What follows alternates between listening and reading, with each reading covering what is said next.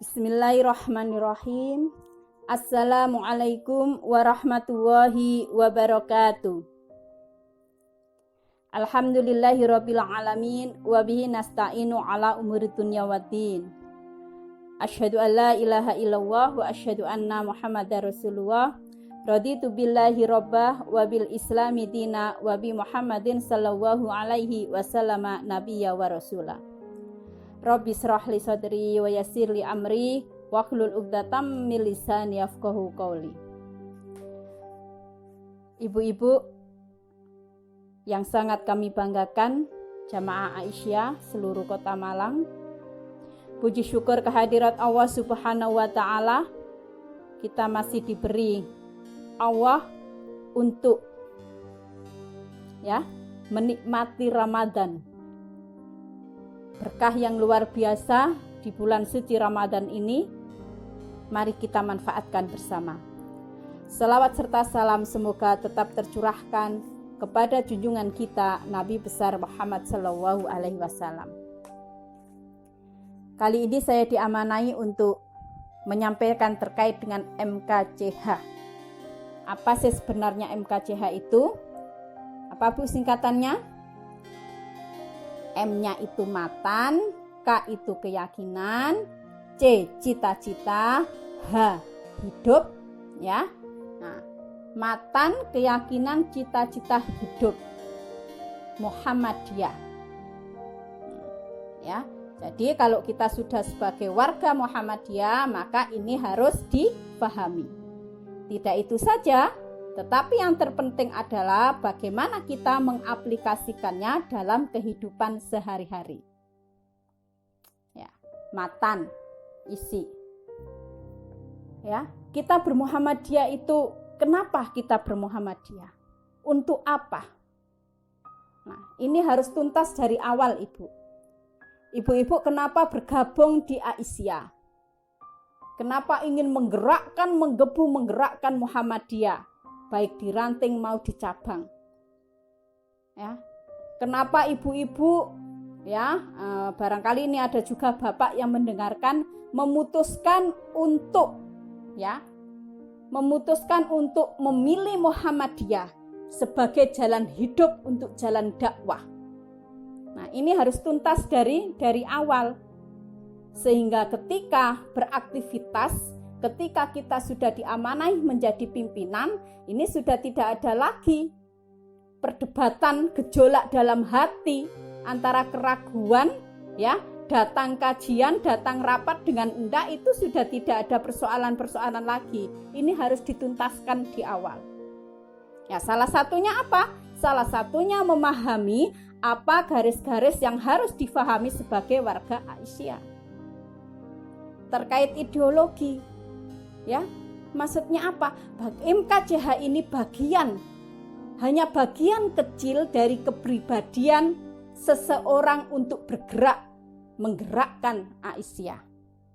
Begitu. Nah, matan, isinya apa sih kita bermuhammadiyah? Nah, isinya adalah dasar kita bergerak apa? Al-Quran dan As-Sunnah.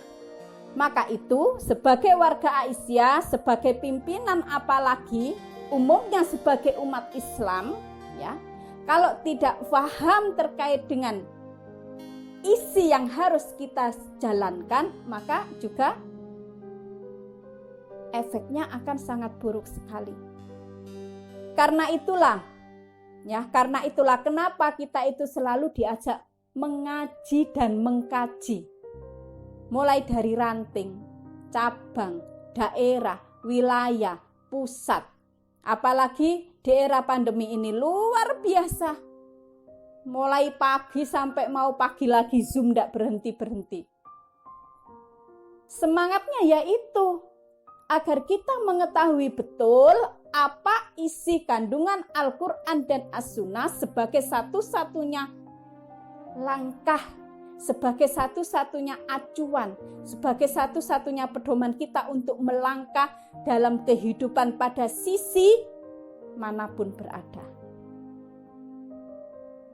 Nah, ketika kita sudah mengetahui terkait dengan dan faham matan.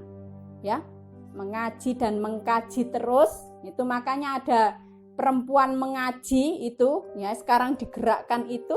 Ya memang kalau tidak mengaji ya konsekuensinya tidak mengerti apa-apa lah. Kalau kemudian tidak mengerti apa-apa, bagaimana punya ilmu? Kalau tidak punya ilmu ya tentu tidak bisa berbuat apa-apa. Itu makanya ini kenapa harus difahami. Keyakinan, sehingga ketika kita faham akan matan, akan isi apa yang harus kita lakukan, tumbuhlah keyakinan pada diri kita masing-masing. Sudah istilahnya ragu, istilahnya alasan, istilahnya apapun itu tidak akan ada lagi pada diri kita. Keyakinan ini betul-betul akan tumbuh bahwa dalam berislam kita sudah ketentuan, kita sudah tentukan, kita sudah mantapkan Muhammadiyah sebagai wadah kita untuk bergerak, wadah kita untuk berislam, untuk apa? Mewujudkan rahmatan lil alamin. Yakin betul, tidak 100% lagi, tapi sudah melebihi itu. Nah, ketika sudah yakin ini, maka dengan ikhlas, dengan ringan tangan, dengan gampangan, dengan entengan, kita panjenengan, saya termasuk, akan bisa berproses untuk mewujudkan cita-cita Muhammadiyah. Apa cita-cita Muhammadiyah itu? Cita-cita Muhammadiyah ini ada pada tujuan Muhammadiyah yang sudah ditetapkan di anggaran dasar Muhammadiyah. Menegakkan agama Islam, menegakkan dan menjunjung tinggi agama Islam untuk mewujudkan masyarakat Islam yang sebenar-benarnya. Ibu, ini suatu tujuan yang sangat mulia sekali. Masyarakat Islam. Bayangkan, coba kita kembalikan pada pribadi kita masing-masing, individu secara personal. Mewujudkan diri kita untuk berislam secara kafah, itu kan luar biasa, butuh perjuangan. Kita lebih luas lagi, mewujudkan Islam secara kafah pada keluarga, itu juga akan lebih banyak membutuhkan perjuangan. Lebih luas lagi, mewujudkan masyarakat RT, masyarakat RW untuk berislam secara kafah, itu akan lebih luas lagi. Lah ini Muhammadiyah, masyarakat seluruhnya. Artinya apa? Apabila kita ikut berperan di sana, maka tidak bisa kita hitung mahalnya upaya, usaha kita dan nilai perjuangan kita. Nah, ini harus tuntas dulu. Makanya itu kenapa saya memilih untuk Muhammadiyah sebagai gerakan, bukan NU, bukan Al-Irsyad, bukan yang lainnya. Tetapi bukan berarti kita mengatakan bahwa yang lainnya itu salah, tidak. Semua mempunyai pilihan, semua mempunyai persepsi kebenaran, semua mempunyai keyakinan masing-masing. Nah, kita yang di Aisyah ini sudah menetapkan Muhammadiyah sebagai wadah untuk bergerak, wadah untuk berislam, wadah untuk menciptakan masyarakat Islam. Lah kalau sudah menciptakan masyarakat Islam itu berarti rujukannya kemana? Hanya Al-Quran dan As-Sunnah. Artinya apa? Ketika masyarakat itu masih ada, dalam amaliyahnya tidak sesuai dengan Al-Quran dan As-Sunnah, berarti apa? Berarti apa? Tujuan Muhammadiyah belum tercapai sepenuhnya. Nah, itu PR kita untuk menuntaskan PR itu. Sampai kapan? Wallahu a'lam. Ya sampai Allah memanggil. Proses itu harus kita lakukan. Adapun hasil kita pasrahkan kepada Allah. Tetapi proses ini harus kita lakukan, selalu melakukan berjihad. Ini MKCH. Baik Ibu, sampai sini paham ya? Clear semua? Nah, jadi ini harus paham. Nah, bagaimana kita mengaplikasikan MKCH itu? Ya. Nah, bagaimana cara mengaplikasikannya dan kenapa kita harus mengaplikasikannya? Ya. Untuk apa?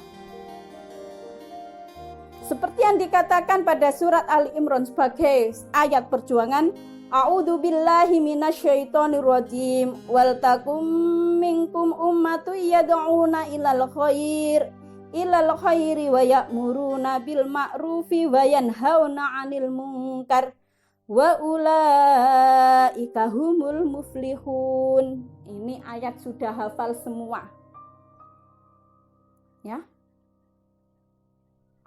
Dan hendaklah di antara kamu ada segolongan orang yang menyeru kepada kebajikan, menyuruh, berbuat yang ma'ruf dan mencegah dari yang mungkar. Dan mereka itulah orang-orang yang beruntung. Ya. Untuk apa? Agar kita beruntung. Beruntung di mana? Beruntung di mata Allah. Nah, bagaimana cara kita beruntung di mata Allah? Sebelumnya juga disampaikan a'udzu billahi minasyaitonir rajim wa'tasimu bihablillahi jami'an wa la tafarraqu wadhkuru ni'matallahi 'alaikum id kuntum a'da'an fa'alafa baina qulubikum fa asbahtum bi ni'matihi ihwana wa kuntum ala safa hufratim minan nari fa anqadakum minha kadzalika yubayyinu Allahu lakum ayatihi la'allakum tahtadun. Dan berpegang teguhlah kamu semuanya pada tali agama Allah dan janganlah kamu bercerai-berai. Dan ingatlah nikmat Allah kepadamu ketika kamu dahulu masa jahiliyah bermusuhan. Lalu Allah mempersatukan hatimu sehingga dengan karunia-Nya kamu menjadi bersaudara. Sedangkan ketika itu kamu berada di tepi jurang neraka. Lalu Allah menyelamatkan kamu dari sana. Demikianlah Allah menerangkan ayat-ayat-Nya kepadamu agar kamu mendapat petunjuk. Berpegang teguh, tidak boleh bercerai-berai. Nah, maka itu harus paham terkait dengan matan tadi, yaitu Al-Quran dan As-Sunnah. Punya pemahaman yang sama, punya persepsi yang sama, punya visi misi yang sama. Nah, ini caranya dengan apa? Ya dengan perempuan mengaji itu tadi. Untuk menyamakan visi, menyamakan gerakan, menyamakan persepsi. Karena masing-masing otak kita ini mempunyai persepsi masing-masing. Saya dengan Bu Nur berbeda, misalnya satu ayat saja itu sudah banyak persepsinya. Secara apa? Secara kontekstual. Nah, itu makanya perlunya kita mengaji terus secara terus-menerus terkait dengan ideologi Muhammadiyah tentunya. Ya karena kita bergerak melalui wadah organisasi Muhammadiyah. Ibu-ibu yang dirahmati oleh Allah, ya, Muhammadiyah sebagai gerakan Islam yang berlandaskan Al-Quran dan As-Sunnah itu dengan watak tajdid. Apa watak tajdid? Pembaharuan. Makanya kita ini tidak boleh apa? Tidak boleh tertinggal informasi, tidak boleh kuper. Nah, karena tajdid ini sudah menjadi watak kita.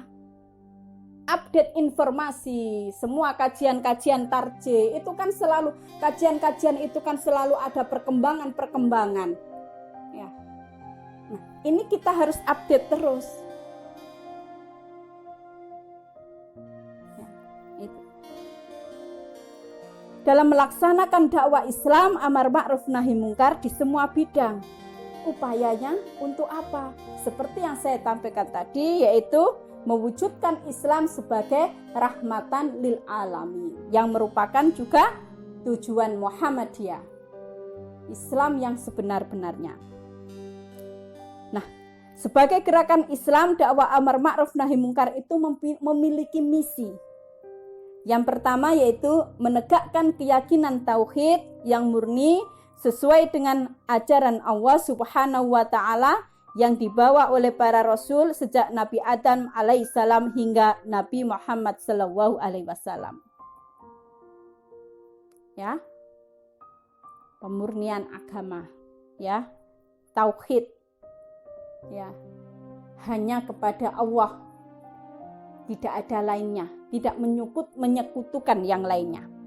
Yang kedua yaitu memahami agama dengan menggunakan akal pikiran sesuai dengan jiwa ajaran Islam untuk menjawab dan menyelesaikan persoalan-persoalan kehidupan. Ini kaitannya dengan dari awal yang saya sampaikan tadi, memahami agama dengan menggunakan akal pikiran. Ya. Nah, kita semuanya sudah ada disediakan. Para ahlinya itu sudah mengkaji, didiskusikan, dirumuskan, ya, putusan majelis tarjih. Nah, itu harus kita baca. Harus kita baca. Ada yang mengatakan, masa putusan tarjih itu melebihi Al-Quran? Bukan seperti itu maksudnya.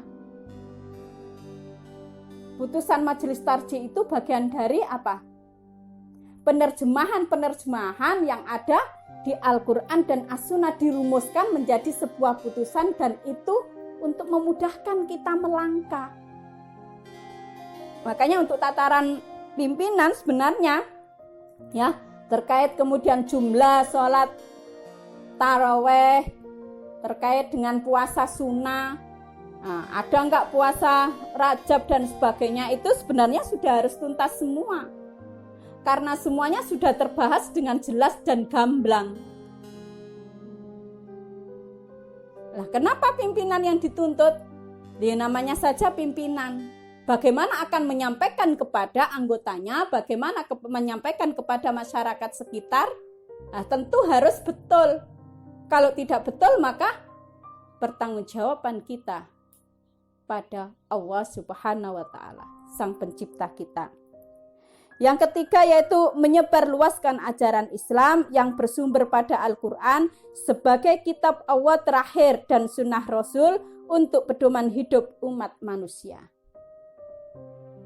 Dan yang keempat, mewujudkan amalan-amalan Islam dalam kehidupan pribadi, keluarga, dan masyarakat. Sangat mulia sekali. Ya.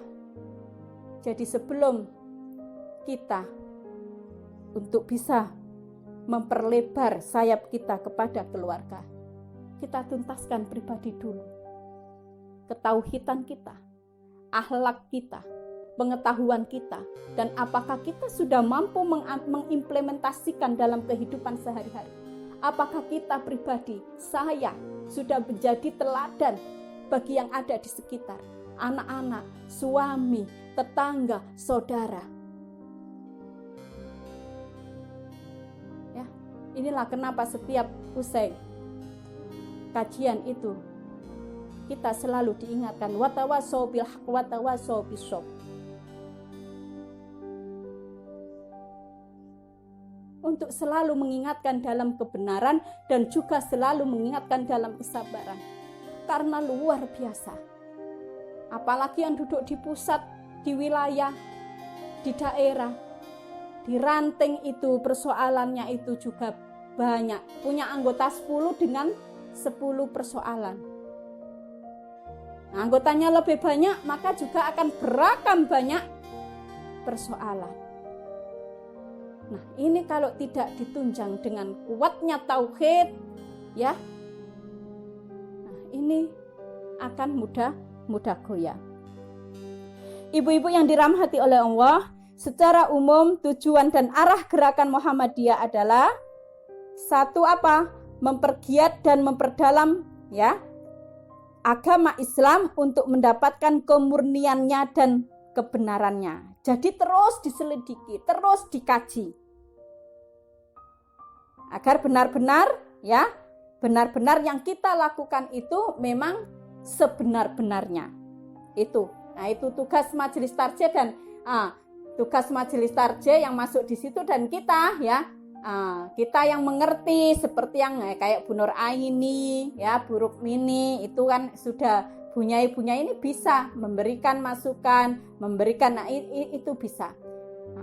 Nah, itu dikaji lama sekali, dan ketika sudah diputuskan menjadi sebuah rumusan, kita yang menjadi jamaahnya seharusnya, kalau pimpinan saya mungkin lebih tegasnya harus wajib untuk mengikuti. Ini misalnya satu contoh saja ini untuk sholat subuh itu edaran kan sudah beredar dan sudah dimaklumatkan bahwa untuk subuh itu adanya kan mundur 8 sampai 10 menit. Ini aja rame, ada beberapa grup WA yang sempat saya baca. Jadi itu kajiannya tentu lama dan juga berbasis ilmu. Itu rame. Bagaimana seharusnya sikap kita sebagai jamaah harus sami'na wa ata'na pada pimpinan.